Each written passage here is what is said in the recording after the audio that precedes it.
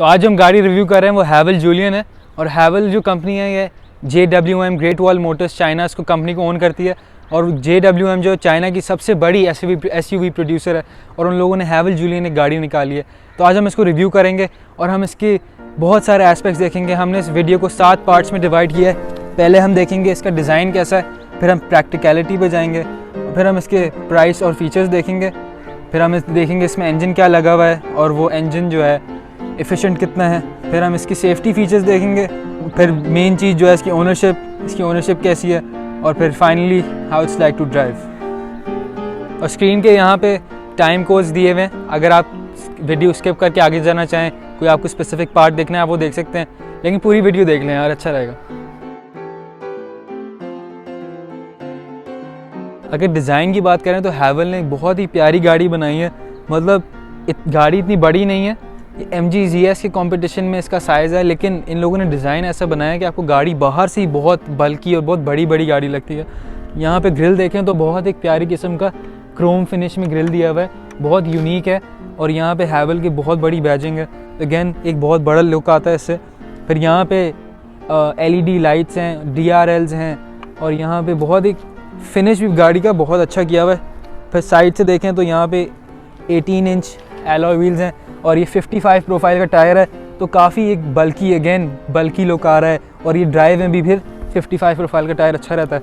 फिर side mirrors में इसमें भी इंडिकेटर्स हैं और यहाँ पे क्रोम लाइनिंग हुई है विंडोज़ के अक्रॉस। फिर यहाँ रूफ रेल्स भी दिए हुए हैं और साइड से भी आप देखें तो बहुत एक प्यारा साइड प्रोफाइल इन लोगों ने बनाया हुआ है। और पीछे आएँ तो पीछे से भी बहुत यूनिक गाड़ी बनाई है। इसकी जो पीछे की लाइटें हैं ये भी बहुत अच्छी, इन लोगों ने अच्छा डिज़ाइन बनाया है। पीछे पार्किंग सेंसर्स दिए हुए हैं और अगेन हैवल की एक बहुत बड़ी बैजिंग हुई हुई है। और ओवरऑल देखें तो एक रेंज रोवर टाइप गाड़ी, एक रेंज रोवर शेप टाइप गाड़ी इन लोगों ने बनाया हुआ है। तो डिज़ाइन तो बाहर से बहुत प्यारी है, अब अंदर चल के देखते हैं अंदर से कैसी है। फिर जब आप गाड़ी के अंदर आते हैं तो गाड़ी का interior extremely beautiful, extremely minimalistic, बहुत एक यूनिक किस्म का इन लोगों ने इंटीरियर बनाया है। इतनी बड़ी 12.3 इंचेस की स्क्रीन है और मेन चीज़ डैशबोर्ड की यही है, इसमें सारे ऑप्शंस हैं, कोई hardly any buttons on the dashboard. और मटेरियल भी ऊपर से काफ़ी अच्छा है, बहुत यूनिक लेदर स्टिचिंग भी यहाँ पे हुई है। इस सेगमेंट की गाड़ी में ऐसा इंटीरियर मैंने नहीं देखा। और जो सीट का कंफर्ट है, ऐसा कंफर्ट मैंने MG HS में भी नहीं देखा। बहुत कंफर्टेबल, इंतहा से ज़्यादा कंफर्टेबल सीट्स हैं। उसके अलावा जो स्टीयरिंग व्हील है वो भी बहुत खूबसूरत रेंज रोवर स्टाइल का एक स्टीयरिंग व्हील बनाया हुआ है। और बहुत एक अच्छा लेड आउट इंटीरियर इन लोगों ने बनाया है। And I am a fan of this interior, beautiful. अगर आप प्रैक्टिकलिटी देखें तो प्रैक्टिकलिटी में इसका ग्लव बॉक्स में काफ़ी ज़्यादा स्पेस है और ये देखें आप बहुत स्मूथली ओपन होता है, तो ये भी पॉजिटिव चीज़ है। और यहाँ पे फिर सेंटर में देखें तो सेंटर में भी बहुत डीप है और वाइड भी है, तो यहाँ पे भी आप अच्छी खासी चीज़ें रख सकते हैं। और सेंटर में यहाँ पे 2 कप होल्डर्स हैं, ये भी बहुत एक प्रीमियम तरह से खुलता है।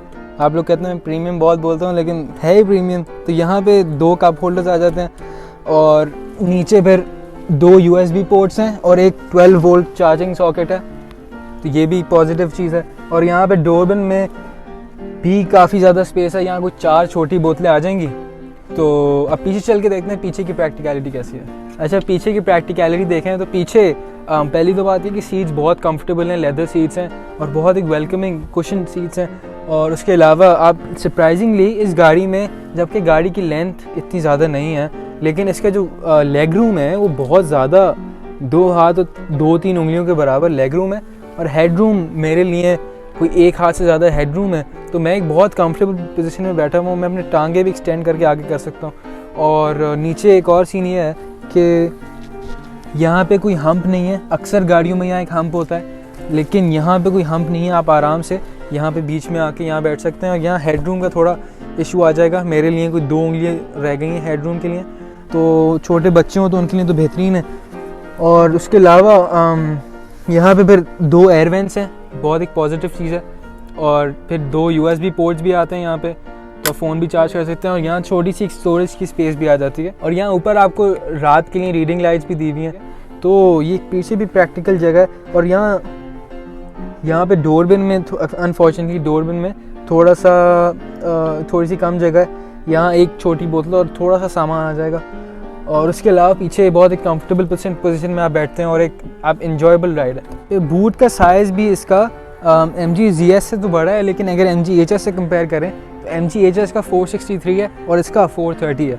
तो बूट भी इसका काफ़ी डिसेंट साइज़ है। फुल साइज़ सूटकेस यहाँ पे है और थोड़ी सी जगह अलग से भी है, यहाँ थोड़ी साइड पे स्टोरेज की स्पेसेस हैं। और आप सूटकेस जब निकालें तो यहाँ पे थोड़ा सा एक लिप है प्लास्टिक का, ताकि पेंट जो है वो स्क्रैप ऑफ ना हो। तो आप इसको निकालें तो आपके पास यहाँ पे नीचे पे स्पेयर टायर भी आ जाता है और स्पेयर टायर के साथ एक जैक भी आ जाता है गाड़ी के प्राइस के अंदर ही।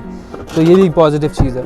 और उसके अलावा जो बूट है वो अनफॉर्चुनेटली मैनुअल है, ऑटोमेटिक नहीं है। अगर आप इतने 60 लाख रुपए दे रहे हैं, यूड एक्सपेक्ट कि आपको एक ऑटोमेटिक टेलगेट मिलता है, लेकिन अनफॉर्चुनेटली इसमें वो नहीं है। और ये गाड़ी जो है इट्स लोडेड विद फीचर्स, मतलब फीचर्स भरे हुए हैं। आप सबसे पहले पुश स्टार्ट का ऑप्शन है, आप गाड़ी स्टार्ट करते हैं तो आपको एक वर्चुअल कॉकपिट आता है, तो उसमें वर्चुअल कॉकपिट भी दिया हुआ है। उसके अलावा जब आप सामने देखते हैं तो आपके पास हेड्स अप डिस्प्ले भी है। और उसके अलावा आपके पास स्टीयरिंग में पैडल शिफ्टर्स भी हैं, पैडल शिफ्टर्स भी इस गाड़ी में आ रहे हैं। और उसके अलावा आप फिर ऊपर देखें तो पैनोरामिक सनरूफ है। और ये सब एक ही, क्योंकि ये लोग सिर्फ टॉप वाला वेरिएंट चाइना से मंगवा रहे हैं, तो उसमें सब कुछ है। और उसके अलावा इसमें 12.3 इंचेस की इंफोटेनमेंट स्क्रीन है, जिसमें एप्पल कारप्ले और एंड्रॉयड ऑटो दोनों हैं, लेकिन वो वायर्ड वाला सीन है। और उसके अलावा यहाँ पे वायरलेस चार्जर है, ये फ़ोन यहाँ पे चार्ज हो रहा है, यहाँ पे वायरलेस चार्जर भी दिया हुआ है। और यहाँ पे आप देखें तो ये जो गियर बॉक्स है इसका बहुत एक खूबसूरत डिज़ाइन का ये डायल स्टाइल में गियर बॉक्स भी दिया हुआ है। और फिर यहाँ 360 डिग्री कैमरा भी इस गाड़ी में आया हुआ है, ये भी बहुत एक पॉजिटिव चीज़ है। इस गाड़ी के प्राइस में आपको ये भी मिल रहा है। और उसके अलावा इसमें लेदर सीट्स हैं, leather seats which are extremely comfortable. और जो ड्राइवर सीट है दैट्स 6 वे इलेक्ट्रिकली ऑपरेटेड। और जो पैसेंजर सीट है वो 2 वे मैनुअल है। और जो साइड मिरर्स हैं वो हीटेड भी हैं, तो उसमें ब्लाइंड स्पॉट मॉनिटरिंग भी है, ऑटो रिट्रैक्टेबल भी हैं, और इसमें इंडिकेटर भी दिया हुआ है।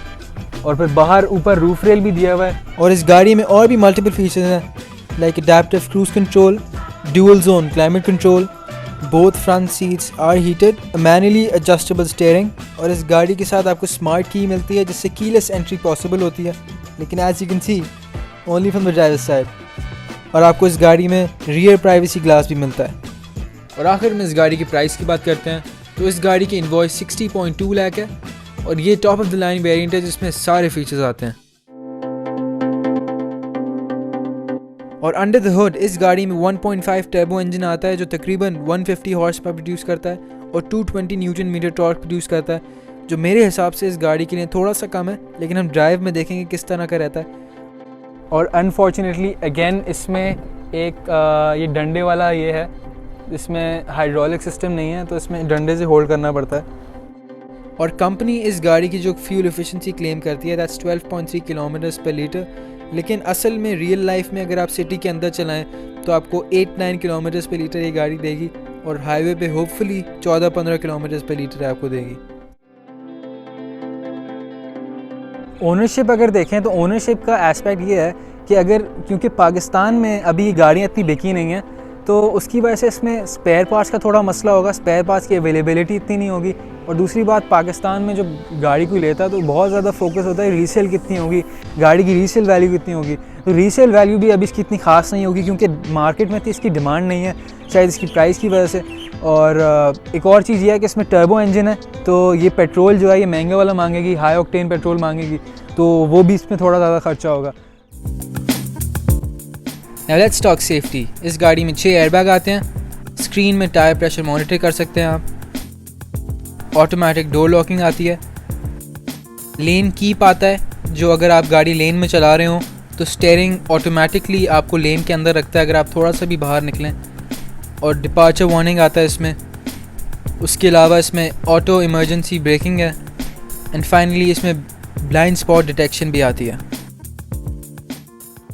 आप गाड़ी चला के देखते हैं तो गाड़ी चलाने में पहली चीज़ तो ये है कि इसका स्टीयरिंग में 3 ऑप्शंस हैं, स्पोर्ट्स, कंफर्ट और लाइट। और गाड़ी के ड्राइविंग के 4 ऑप्शंस हैं गाड़ी के ड्राइविंग के, नॉर्मल, इको, स्पोर्ट्स और स्नो मोड भी है। वो आज पाकिस्तान में तो फ़ायदा नहीं है स्नो मोड का, लेकिन बाहर बिल्कुल फ़ायदा है। और इसके अलावा गाड़ी चलाने में जबकि कैबिन के अंदर नॉइज़ कैंसलेशन बहुत अच्छी है और कंफर्ट गाड़ी का बहुत अच्छा है। अंदर से बहुत एक कंफर्ट में आप चलाते हैं। आप स्टीयरिंग को मैन्युअली एडजस्ट कर सकते हैं और सीट को आप इलेक्ट्रिकली एडजस्ट कर सकते हैं। लेकिन द कॉन इज़ कि इस गाड़ी में ड्राइव इतनी स्मूथ नहीं है, it's not up to the mark. जबकि इसमें 7 स्पीड ड्यूल क्लच ट्रांसमिशन है, उसके बावजूद गाड़ी में चलाने में थोड़ा सा डिले है। थोड़ा सा जब आप गाड़ी एक्सीलेटर दबाते हैं तो थोड़ा सा गाड़ी डिले होके उठती है, थोड़ी सी गाड़ी अंडर पावर्ड लगती है मुझे। उसके अलावा गाड़ी की विजिबिलिटी, आगे से बहुत बड़ी विंड स्क्रीन है, पीछे अच्छी विजिबिलिटी है, लेकिन साइड मिरर्स इसके छोटे हैं। मुझे लगता है बड़े होने चाहिए थे, काफ़ी छोटे साइज़ के हैं, लेकिन इसमें ब्लाइंड स्पॉट मॉनिटरिंग भी आती है। और उसके अलावा गाड़ी में जो शॉक्स लगे हुए हैं वो काफ़ी स्मूथ हैं। जब आप खड्डों के ऊपर से जाते हैं तो पाकिस्तान में तो बहुत ज़रूरत है अच्छे शॉक्स की, और ये गाड़ी में मिल रहे हैं। और फिर आपको 360 डिग्री कैमरा भी मिलता है। जैसे अगर आप ये बटन दबाएं तो आपको पूरा 360 व्यू मिलता है गाड़ी का, तो उससे आपको पार्किंग में और उसमें काफ़ी फ़ायदा हो जाता है। एक गाड़ी का मसला ये है कि इसमें जो हॉर्न है, आप एक्सपेक्ट करेंगे कि एक बड़ी गाड़ी में बड़ा लो फ्रीक्वेंसी का हॉर्न होगा, लेकिन इसमें हाई फ्रीक्वेंसी का हाई पिच्ड अजीब सा हॉर्न डाला हुआ है इन्होंने। जैसे आपकी सेडान्स में या छोटी मेहरान गाड़ी में उस तरह का हॉर्न है इसमें। अभी ये देखें, आवाज़ सुने, बहुत अजीब सा हॉर्न है। और इसका जो इंडिकेटर की आवाज़ है वो थोड़ी सी अनोइंग हो सकती है, ये टक टक टक टक, तो ये थोड़ा सा अनोइंग हो सकता है ड्राइवर के लिए और पैसेंजर्स के लिए। तो एक चीज़ जो हम सब ने समझनी होगी वो ये कि अक्सर लोग ये समझते हैं कि चाइना में गाड़ी बनी है तो अच्छी नहीं होगी। ऐसा नहीं है। अब हमें ये समझना होगा कि अक्सर चीज़ें अब चाइना में बनती हैं, तो गाड़ियाँ भी अब चाइना में बनना शुरू हो गई हैं, लेकिन इनकी रिलायबिलिटी, इनकी बिल्ड क्वालिटी हमें असल में 4-5 साल बाद सही से पता चलेगी। अभी तो हम बस फेस वैल्यू से बात कर सकते हैं। लेकिन मेरे ख्याल से ये गाड़ी थोड़ी सी ओवर प्राइस्ड है। ये MG HS और MG ZS के बीच में आती है साइज़ के हिसाब से, तो ये 60.2 लाख की थोड़ी सी ओवर प्राइस्ड है। तो मेरे ख्याल से आपको सिर्फ ये कंसिडर करनी चाहिए। आप जाके इसको टेस्ट ड्राइव करें, आप जाके इसको खुद एक्सपीरियंस करें और एंड में एक अच्छा कैलकुलेटेड डिसीजन लें। Hope this video help. Thank you for watching. Don't forget to like, share and subscribe.